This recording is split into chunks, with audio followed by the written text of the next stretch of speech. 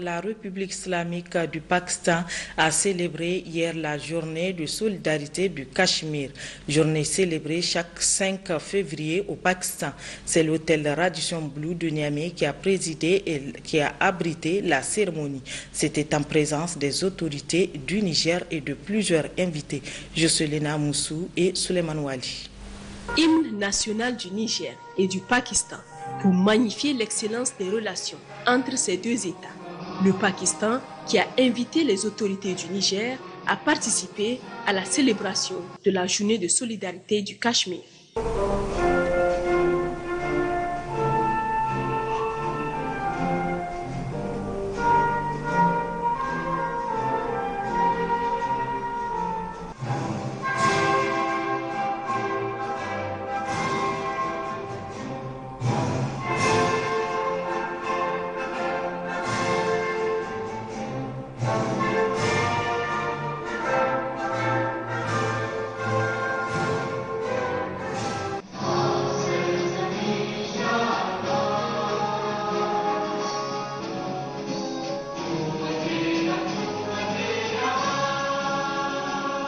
Une journée célébrée chaque 5 février et lancée depuis 2004 au Pakistan.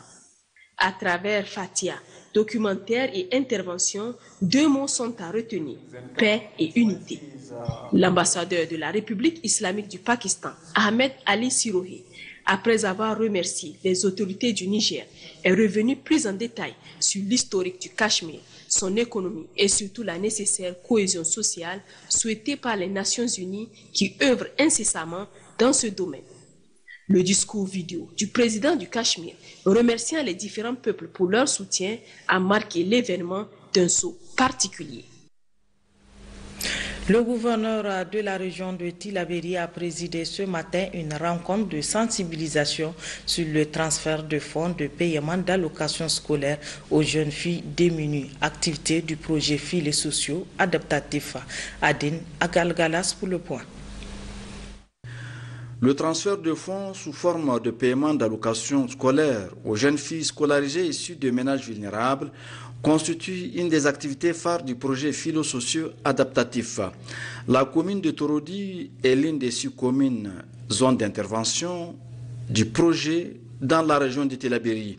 Outre le secteur de l'éducation, philo-socio intervient aussi dans le secteur du développement communautaire et celui de la lutte contre l'insécurité alimentaire. De façon globale, l'objectif du projet vise à appuyer le passage des filles démunies du niveau primaire au niveau secondaire ainsi que leur maintien dans l'enseignement secondaire.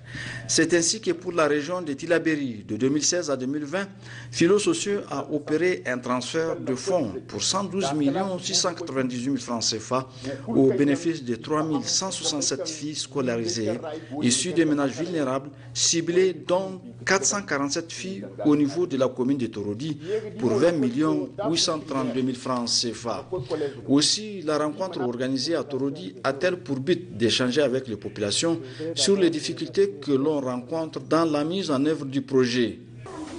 Nous avons le devoir individuellement et collectivement d'assurer l'éducation de notre jeunesse.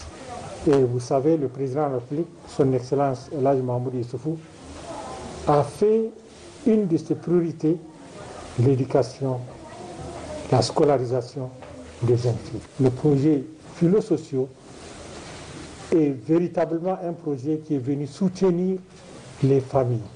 Et c'est pourquoi, population de Torodi, je vous demande d'accompagner ce projet-là. Accompagner ce projet, c'est faire réussir les jeunes filles à l'école.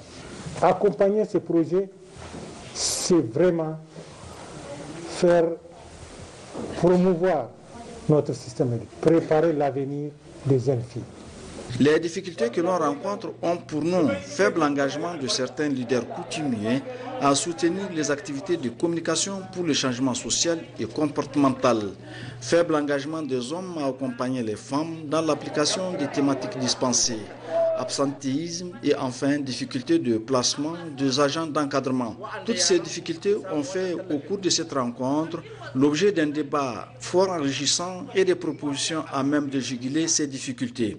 Le gouverneur Ibrahim Tidjani Kachala se réjouit du fait que les uns et les autres ont pris conscience de l'intérêt pour chacun et pour tous et s'engage à s'y investir davantage afin que les projets philosociaux exécutés pour une durée de 6 ans soient encore renouvelés comme il l'a promis. Remise de kits aux meilleurs jeunes sortants de 5 centres de formation des métiers de la région de Niamey suivi d'une exposition des produits.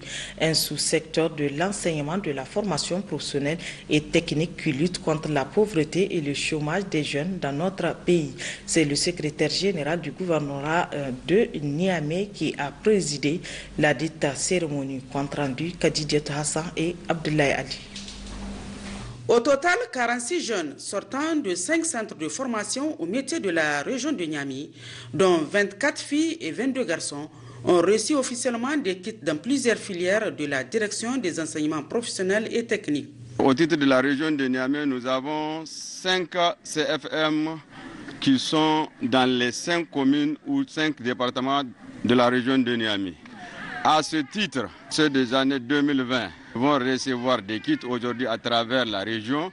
Et de l'autre côté aussi, on a couplé avec ce qu'on appelle une exposition pour que vous puissiez voir les produits qu'ils sont en train de réaliser.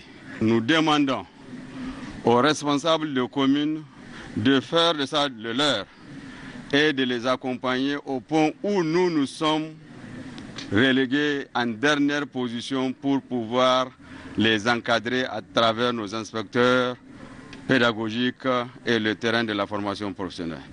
L'importance de cette cérémonie n'est plus à démontrer, nous précise le secrétaire général du gouvernorat de Niamey, car elle cadre parfaitement avec les ambitions des plus hautes autorités de notre pays. Le Niger s'est engagé dans des réformes qui visent à améliorer les indicateurs du développement économique et social du pays avec des objectifs de croissance ambitieux, mais dans un contexte démographique, sécuritaire et environnemental peu favorable. En effet, l'atteinte des objectifs du programme sectoriel de l'enseignement et de la formation professionnelle, PESAF 2014-2024, prôné par les plus hautes autorités de notre pays, au premier rang desquels son Excellence Elhadji Issou Mohamed, président de la République, chef de l'État, ne saurait être réalisé sans accompagnement et insertion des jeunes formés dans les métiers porteurs. Ces kits en question sont composés de 20 machines à coudre, 4 kits de plomberie, 10 kits en électricité bâtiment, 4 kits en bâtiment, 4 kits en mécanique réparation auto, 4 kits en construction métallique. Puis la remise des kits aux jeunes sortants par les responsables de ce secteur, une façon de rendre hommage aux encadreurs, aux formateurs et à l'État qui œuvrent inlassablement à la lutte contre le chômage des jeunes et à leur insertion suivie d'une visite des produits des 10 centres. Cela dit, dans le cadre du projet 3 frontières financé par l'Agence française de développement AFD et mis en œuvre par la haute autorité à la consolidation de la paix, des audiences foraines d'établissement des pièces d'état civil ont eu lieu hier jeudi à Touré, localité située dans le département de Gothé, région de Tillabéri. Détails sur cette action qui s'est déroulée en présence du préfet du dit département avec Gérard Abdelaziz et Souleymane Boubacar. Après Koulikwara, Larba Birno, Larba Kwara Zeno et Gotei, les audiences foraines d'établissement de pièces d'état civil entrant dans le cadre du projet 3 frontières, financé par l'Agence française de développement AFD et mis en œuvre dans la région de Tillabéri par la haute autorité à la consolidation de la paix HACP, se sont achevées ce jeudi par la localité de Touré en présence du préfet de Gotei. Depuis 2 semaines, nous sommes dans une série d'audiences foraines. C'est des efforts à saluer et ceci nous réconforte au plus haut point et démontre de l'attachement de la haute autorité aux souffrances, donc du moins à la résolution des problèmes de ces valeureuses populations. Toute la communauté de Gothé, par ma voix, remercie donc la haute autorité. Je profite de la même occasion donc pour les remercier au nom des plus hautes autorités de la République, au premier rang desquels le président de la République. Ils étaient nombreux, jeunes femmes et hommes, les habitants de ce village, à répondre au rendez-vous pour se faire établir ces documents précieux, actes de naissance, jugement supplétif ou carte d'identité nationale.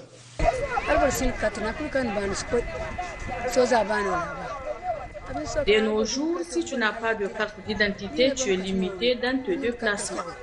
Mais quand tu l'as, ça te met à l'abri des tracasseries, surtout qu'ici, c'est gratuitement qu'on te l'établit.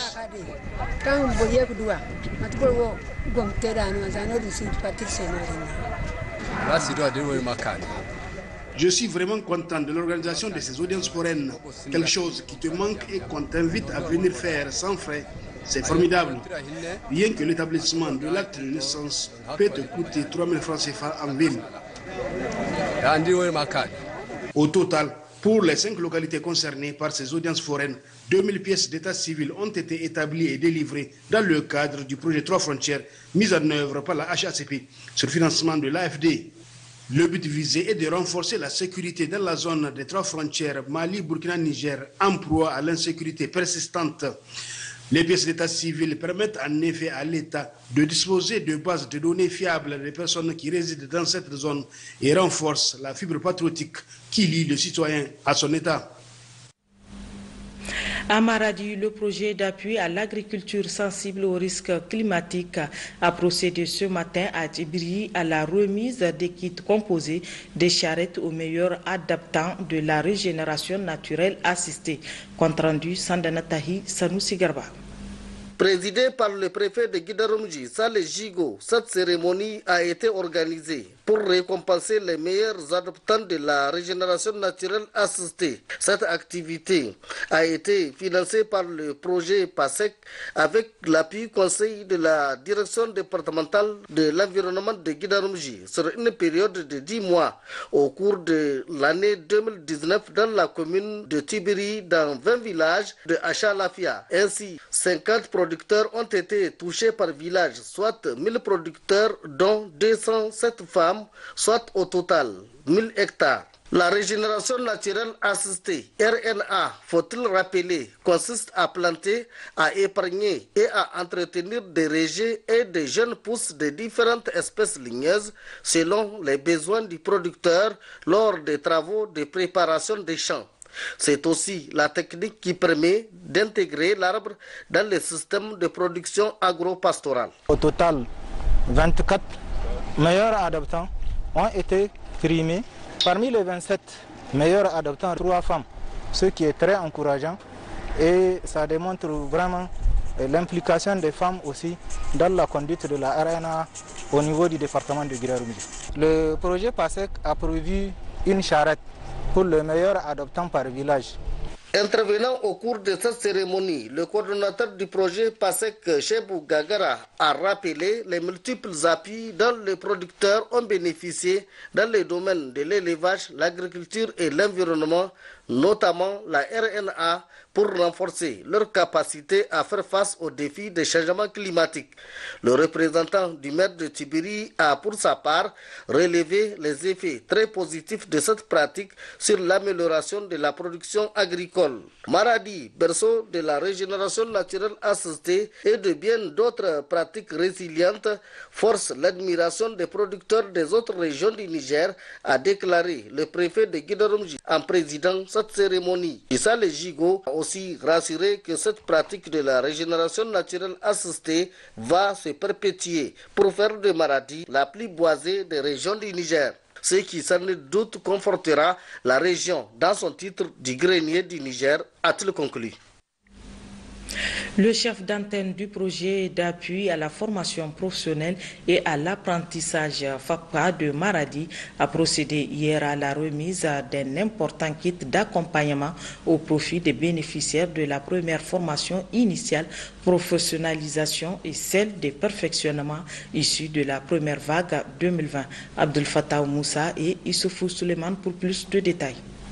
C'est dans le cadre de leur accompagnement en vue de leur insertion socio-économique que le Fonds d'appui à la formation professionnelle et à l'apprentissage FAFPA a organisé cette cérémonie de remise des kits. Ainsi, cette dernière a pour objectif d'outiller en kit d'accompagnement les bénéficiaires issus des filières de recyclage des pneus et palettes usées, de fabrication de grillages, de tricotage à la machine, de bijouterie en perles, de fabrication de briques à base de déchets plastiques et de l'entretien des panneaux solaires. Toutes ces activités ont été financées sur fonds propres du FAFPA à travers le Fonds commun sectoriel de l'éducation. Le Fonds d'appui à la formation professionnelle et à l'apprentissage FAFPA, fidèle à son habitude qui est non seulement de former mais aussi d'accompagner les bénéficiaires, procède aujourd'hui encore à la remise des kits aux apprenants des deux types de formations évoquées. La présente opération touchera 630 bénéficiaires, soit 21 actions de formation à raison de 30 bénéficiaires par action sur l'ensemble de la région de Maradi pour un coût global de 32 200 665 francs CFA. Ces kits d'accompagnement sont venus à point nommé car ils renforceront les connaissances acquises des récipiendaires. Nous avons reçu de l'appui du FAFPA à l'occasion de la formation de 10 jours qu'il a initiée. Nous ne pouvons que remercier une fois de plus le FAFPA d'avoir pensé aux handicapés de Maradi.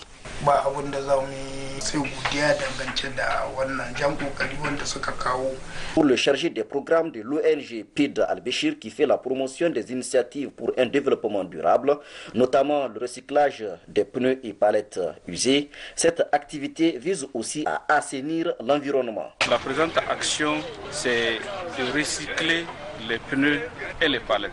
Les pneus pour faire des chaussures. Mais on peut faire beaucoup de choses avec les pneus usés.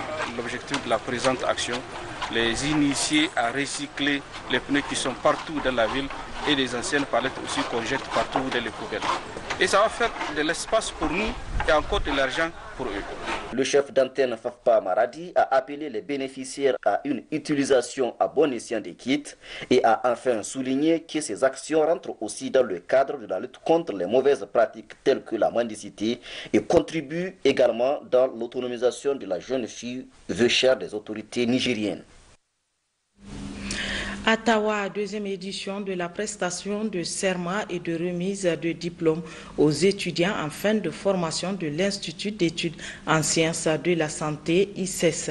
C'est le secrétaire général de la région qui a présidé la cérémonie. Tahirou Hassan Abdelkader et Mohamed Agoumou. Ils sont au total 67 lauréats à cette cérémonie qui consacre ainsi la deuxième édition de prestation de serment et de remise des diplômes à la deuxième promotion 2017-2020 de l'Institut supérieur d'études en sciences de la santé ISES Tawa, dénommé promotion Sangaré.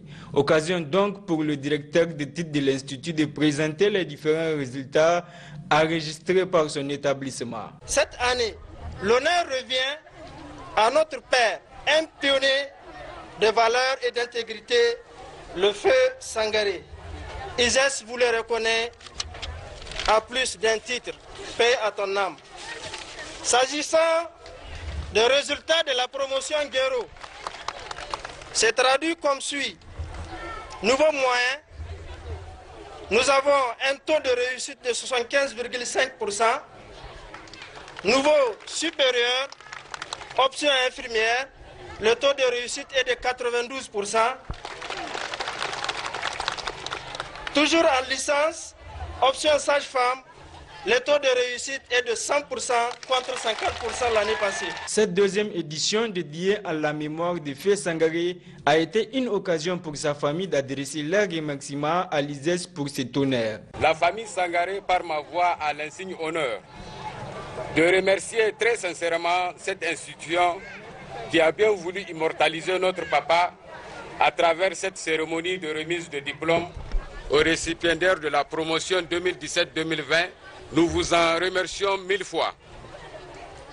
Pour ceux qui ne le connaissent pas, Alhaji Sangaré Ibrahim Moussa est un infirmier de santé qui a fait ses preuves dans la région de Tawa et à l'intérieur du pays. Il s'agit pour le secrétaire général du gouvernorat d'Ottawa, au nom des plus hautes autorités du Niger, de témoigner et d'exprimer toute sa satisfaction et son encouragement pour cette promotion dénommée Sangaré de l'ISES-Tawa, une école de santé qui œuvre pour la promotion de la qualité du personnel de santé.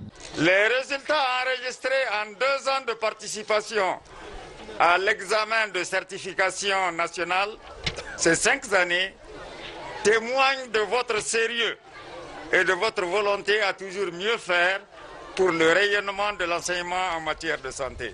Nous pouvons affirmer sans fanfaronnade que votre établissement est parmi ceux sur lesquels on peut compter pour une formation complète de nos agents de santé. Pour joindre l'utile à l'agréable, des sketchs et poèmes portant sur la dite école ont été présentés aux participants. Le clou de la cérémonie a été marqué par la prestation de serment des lauréats, couplée à la remise des attestations et cadeaux, plus une enveloppe de la part de la famille Sangaré aux 7 meilleurs lauréats de la promotion Sangaré qui se sont distingués.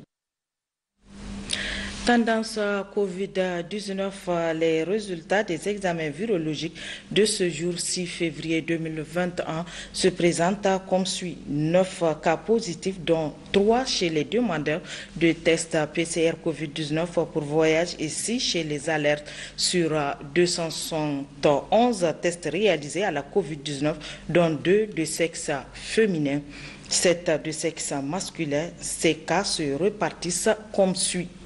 3 au niveau de la région de Niamey, 3 au niveau de la région de Zender, 1 au niveau de la région de Tawa et 2 au niveau de la région d'Agadez. Aucun décès enregistré à ce jour. À ce jour, sur 115 557 personnes testées, 4 598 sont déclarées positives à la COVID-19, parmi lesquelles 3 950 guéris, 165 décès, 483 cas actifs, 38 en hospitalisation, dont 3 en réanimation. Le gouvernement attire l'attention des populations sur le fait que le virus circule fortement au niveau communautaire avec de plus en plus de cas présentant des signes souvent graves. Ainsi, le gouvernement invite la population au respect strict de toutes les mesures prises, le port de masques, le lavage de mains à l'eau et au savon, et l'utilisation du gel hydroalcoolique doivent être strictement respectées en toutes circonstances. Pour toute information, appelez le 15 ou le 93 59 18 02. Cela dit, le centre hospitalier de la région d'Agadez et le centre de santé mère et enfants ont fait l'objet ce matin d'une grande opération de salubrité publique. Celle-ci est organisée à l'initiative des élèves du centre privé de santé publique. Résumé avec Moussa Efalla et Mohamed Agoum. Cette opération de salubrité publique a été spontanément organisée par les élèves du centre privé de santé publique d'Agadez, CPSP. Elle vise à rendre propre le centre hospitalier régional et le centre de la mère et de l'enfant d'Agadez. Agents de santé en formation professionnelle, les initiateurs de l'opération sont mieux placés que quiconque pour mesurer l'importance de leur action sociale allant dans le sens du mieux-être des malades admis au niveau des structures sanitaires de la région d'Agadez. Des patients alités, faut-il les préciser, qui aspirent à subir des soins de qualité dans un cadre de vie sain, débarrassé de toute impurité de nature, à aggraver leur état de santé déjà fragile. On est là donc aujourd'hui pour montrer aux citoyens, à la population que la salubrité et l'hygiène est quelque chose qu'on doit tenir. Parce que sans l'hygiène, sans la propreté, il n'y aura pas la santé. Conscients de cette réalité, les responsables des structures sanitaires concernées n'ont pas manqué d'adresser leurs sincères remerciements. Vous savez qu'il n'y a pas de santé sans hygiène. Depuis mon arrivée, j'ai remarqué que c'est toujours Akomili et ses étudiants qui viennent nous appuyer pour le nettoyage, le ramassage des ordures. Et donc, nous les remercions beaucoup. Aujourd'hui, c'est un jour mémorable pour nous de recevoir l'école CPSP pour une activité de salubrité au niveau du centre de santé mère-enfant d'Agadez. Comme vous savez, l'hygiène hospitalière est une priorité pour toute structure de santé. C'est le lieu ici de remercier cette école pour avoir choisi le centre de santé mère-enfant pour cette activité salutaire. Un travail harassant exécuté par les élèves du CPSP sous l'impulsion du directeur général fondateur Alhaji Akoumeli Mohamed. Chaque année, on essaie donc d'envoyer nos élèves, on prend une journée où ils font une salubrité dans tous les centres, au niveau du CHR, au niveau des mères et enfants, pour vraiment renforcer l'hygiène dans ces services-là. Ça permet aussi aux élèves de les mettre à jour vis-à-vis de l'hygiène, parce que la santé c'est l'hygiène c'est la santé aussi. Comme vous le voyez, donc les élèves sont là en train de nettoyer un peu partout. Ça permet aussi de faire comprendre à ceux qui accompagnent ces malades-là de continuer aussi à entretenir les endroits où ils amènent leurs malades. Ça contribue en tout cas à beaucoup de choses. Après les mères et enfants, nous allons encore aller dans les autres CSI pour voir les autres étudiants ce qu'ils sont en train de faire. Élèves, encadreurs, personnels de direction ont prêté au cours de cette importante opération de salubrité main forte aux manœuvres et agents du CHR et centre de santé mère de l'enfant d'Agadez pour offrir un cadre de vie agréable aux malades. Une autre grande salubrité ce matin, cette fois-ci à Niamey, sur initiative de la présidente de l'association Nyalanta qui œuvre dans la transformation de l'oignon. Ils sont nombreux à prendre part à cette séance de salubrité qui vise à faire de la ville de Niamey une ville propre. Jocelyn Moussou et Suleiman Boubacar. Des femmes, des hommes et des jeunes ont pris d'assaut ce matin ce grand boulevard allant de Zabarkan au lycée Kwara. Une voie insalubre, très impraticable pendant la saison des pluies. Sur initiative de cette femme, Mme Mustafa Kadri Maria Tougarba, une grande mobilisation s'est faite pour donner à cette route un meilleur aspect. Cette initiative personnelle prouve combien cette femme est déterminée à apporter son concours au projet des autorités visant à faire de Niamey une ville propre, une ville coquette. Aujourd'hui, on a pris l'initiative de faire une journée de salubrité. FIFO Nyalanta, Fédération des femmes pour la filière oignon de Niamey, Nyalanta. Donc Nyalanta, vous comprenez par Nyalanta la salubrité, la propreté. On a fait ça dans le but de nous faire connaître. Et aujourd'hui, nous voulons remercier notre papa, celui qui s'occupe de l'oignon, ici au Niger et dans toute l'Afrique. C'est la voie là qui mène à Safi Niger Oignon. C'est pourquoi on a pris l'initiative de faire cette salubrité. Vous voyez, donc pour faire la salubrité ou bien la propreté, il faut commencer chez soi. Ce travail d'intérêt général doit faire école un peu partout, dans une ville où chacun doit apporter sa contribution à l'édification d'une nation prospère. C'était là le compte-rendu de Mamadou Djengarei et de Souleymane Boubacar.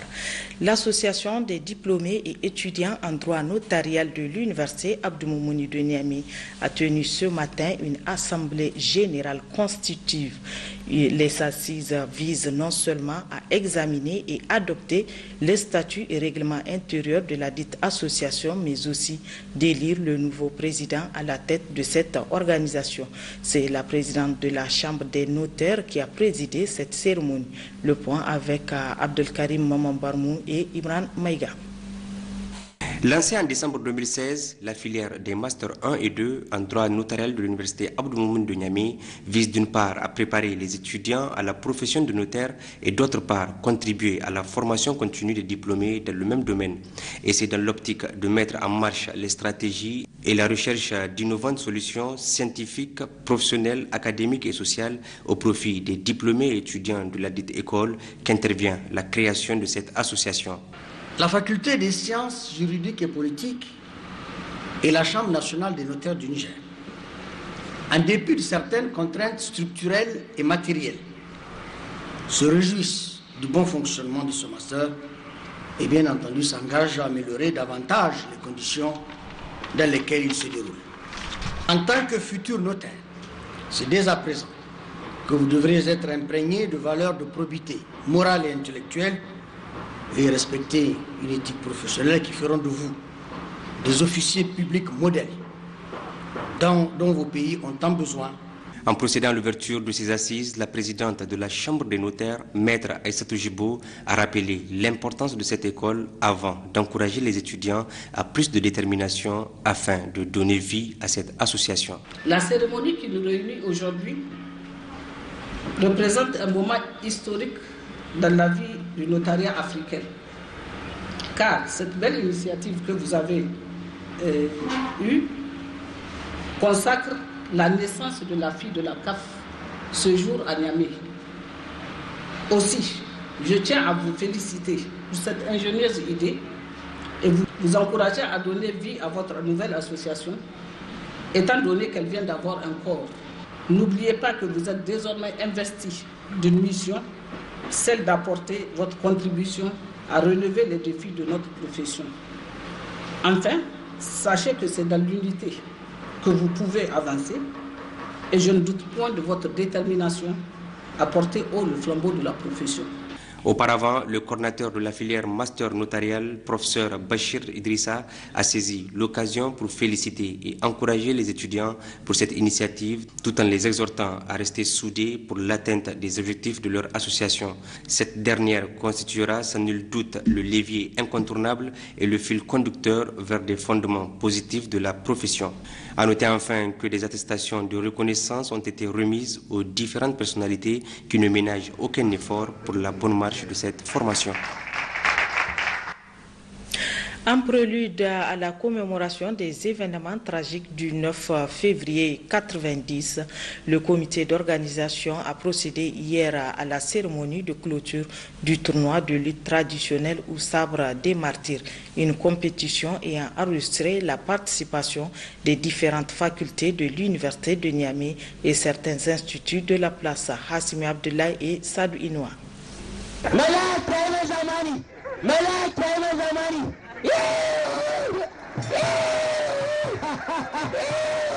Le spectacle a été à la hauteur de l'événement. Le parking des bus de l'université Abdou Moumouni de Niamey a été transformé en une véritable arène de lutte hier vendredi 5 février pour la finale de la deuxième édition du tournoi de lutte organisé dans le cadre des événements commémoratifs du 9 février 1990. Une arène de lutte où on y trouve tout, les batteurs de tam-tam, les tchalé-tchalé, les animateurs, les vendeurs ambulants, le service de santé et la sécurité. Les spectateurs occupent tous les espaces vides pour assister à cette finale, parfois au prix de certains risques. Et pour joindre l'utile à l'agréable, le comité d'organisation a rehaussé l'événement avec la présence d'Al-Hajj Halur Bokoy comme invité d'honneur. Ce dernier a remercié les organisateurs pour ce vibrant hommage avant de les encourager à redoubler d'efforts dans cette initiative porteuse d'espoir. Le directeur général du CENU et le secrétaire général de l'IENUN lui ont emboîté le pas pour remercier les organisateurs pour tous les efforts sans cesse déployés en la promotion de l'université de Niamey. Dans l'ère de combat à présent, 16 gladiateurs au départ pour 2 à l'arrivée. Le champion en titre Awal Momman de la faculté des lettres et des sciences humaines en rouge face à Rabo Kassoum de la faculté des sciences juridiques et politiques. Une confrontation de courte durée, le temps pour Awal Momman de jauger son adversaire et de comprendre que celui-ci n'est pas une proie facile. Finalement, il utilise un autre atout que certainement son adversaire ignore, c'est l'expérience. Il procède subitement par une poussée suivie d'une percussion et ça n'est fini. Awal Momman se succède ainsi à lui-même et remporte le sabre pour la seconde année consécutive. En lieu et place du cheval, il s'adjuge cette moto. Dans son ensemble, le tournoi a regroupé 12 écoles et facultés. Après tout, nous, notre objectif d'abord, c'est de valoriser nos valeurs traditionnelles. Et comme nous le savons tous, la lutte traditionnelle, c'est un sport qui est aimé. Et c'est un sport vraiment qui est nigérien. Mais ce qui a fait la particularité de cette édition et de l'édition de l'année passée, c'est vraiment l'appui technique et organisationnel qu'on a reçu de la part de la Fédération nigérienne de lutte traditionnelle. La lutte traditionnelle, c'est un vecteur de la cohésion sociale. Vous avez vu avec nous que c'est les étudiants de différentes facultés à l'université Abdou Moumouni qui sont venus et qui se sont comportés comme étant de vrais lutteurs. et que même le public était comporté comme vraiment, c'est un vrai public. Et les étudiants, on a apprécié beaucoup leur comportement, surtout le comportement paisible. C'est ainsi que nous lançons un appel à l'égard du gouvernement que ce genre d'activité, il faut que le ministre de la Renaissance culturelle et le ministre des Sports participent pour venir constater d'eux-mêmes ce que les étudiants organisent. Rabo Kassoum, finaliste malheureux, remporte la somme de 150 000 francs CFA. Le troisième, Ibrahim Moutari, de la faculté des sciences de la santé, glane 100 000 francs. Et enfin, Sénigarbe Yaye, de l'Institut national de la jeunesse et des sports, INJS, s'octroie 50 000 francs. Ces activités sportives et culturelles vont se poursuivre dans les prochains jours, notamment avec le tournoi de football et les combats